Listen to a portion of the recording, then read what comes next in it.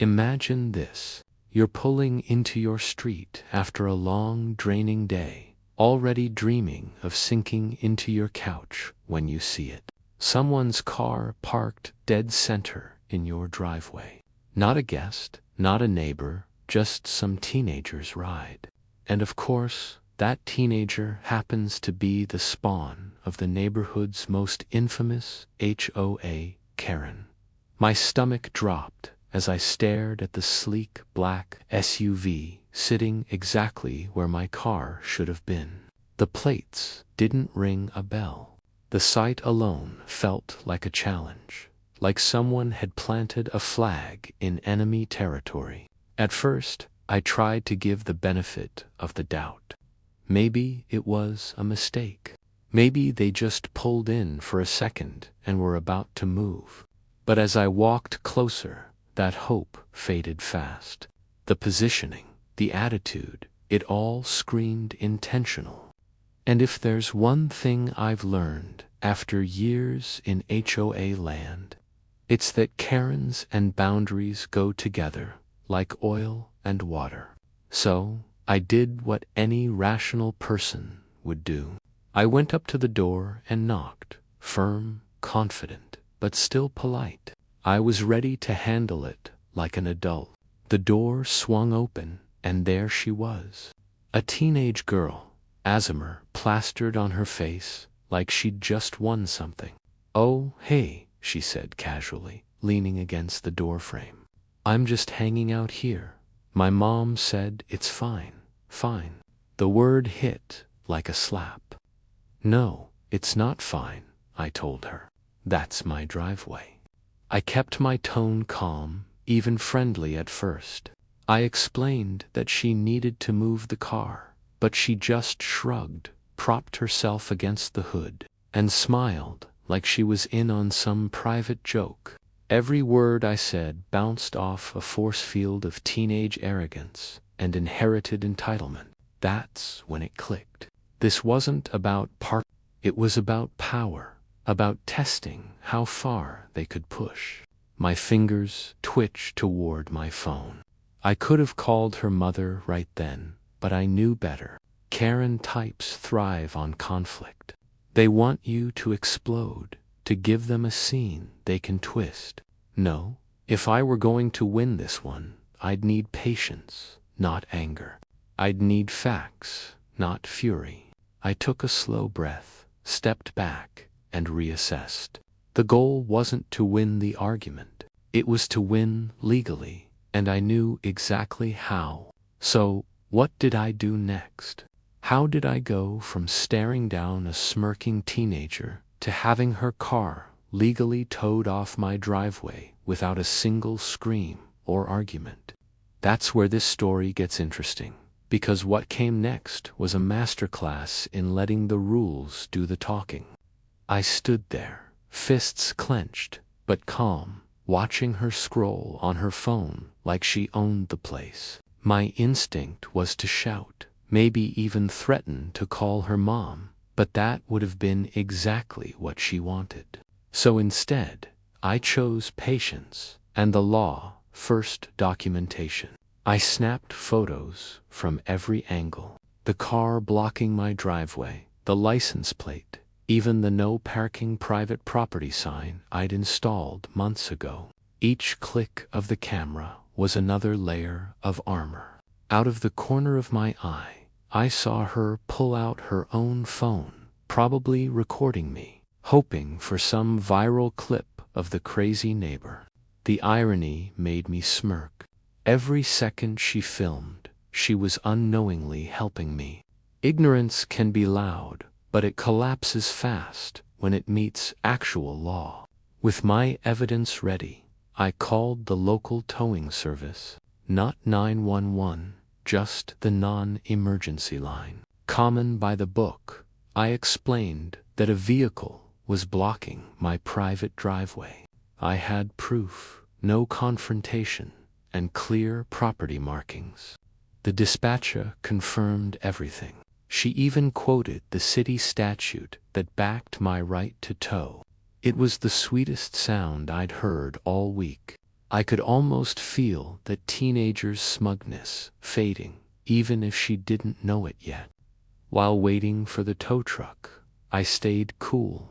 No arguments, no raised voice, no scene. I just stood there, scrolling through HOA bylaws one more time, ready for whatever excuse might come.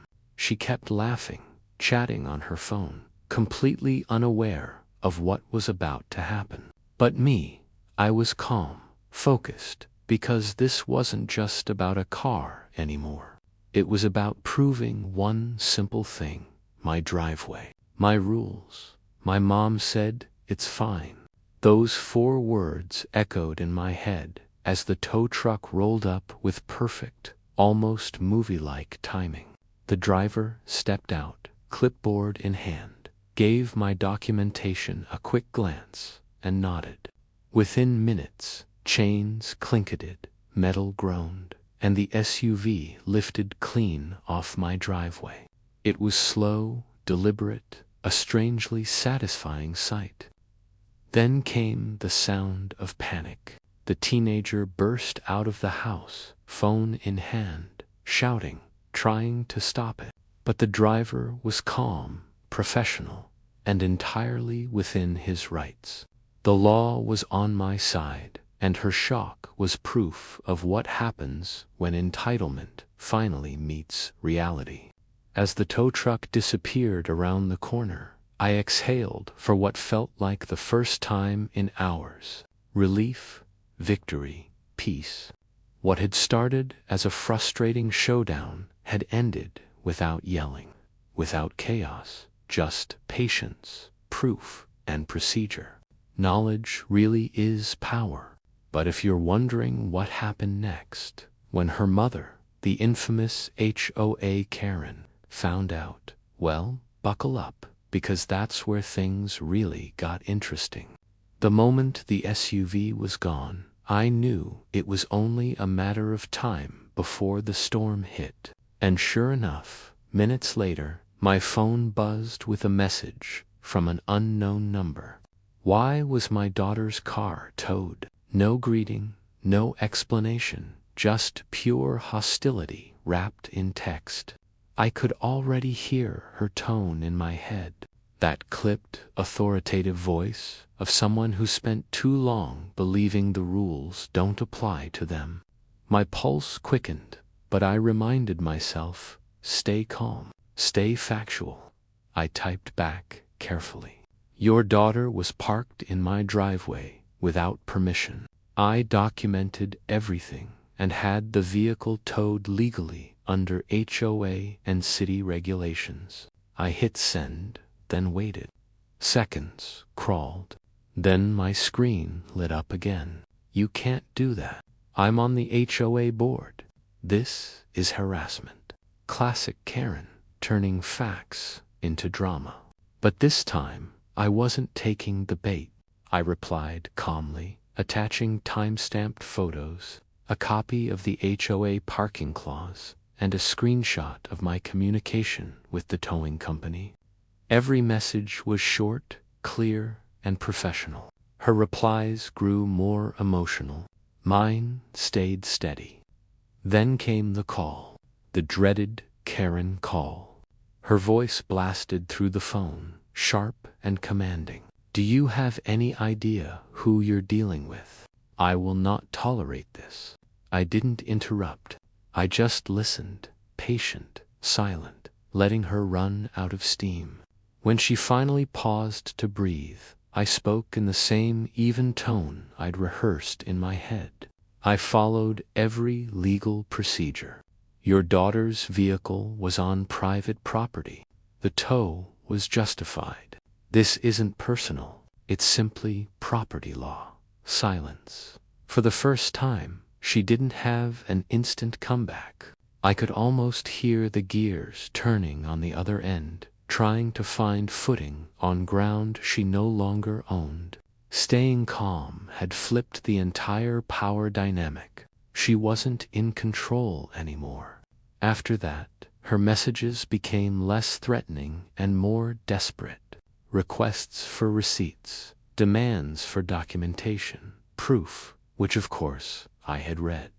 Every photo, every timestamp, every regulation neatly in place. The facts did all the talking. By nightfall, the chaos had faded. My driveway was empty again, clean, quiet, and finally mine. The teenager's smug expression gone. Her mother's superiority dented, at least for now. But the story wasn't over yet. The next morning, word spread through the neighborhood like wildfire. HOA gossip travels faster than Wi-Fi. By the time I stepped outside to grab the paper, I could feel eyes on me from all directions. Some neighbors offered sympathetic nods, others curious smiles. A few whispered congratulations. The SUV's absence had become the morning's hottest topic, and I'll admit it felt good. Not in a smug way, but in that quiet, deeply satisfying way that comes from knowing you did everything by the book. Justice had spoken calmly, cleanly, and legally. But then, just when I thought the dust had settled, my phone rang again that evening. This time, the caller ID made me brace myself. The HOA president. Her tone was surprisingly neutral. "We've heard about the incident," she began. "And while we appreciate everyone following the rules, we'd like to make sure neighborhood relations remain cordial." Translation, Karen complained. "But we know you're right." That's when it hit me.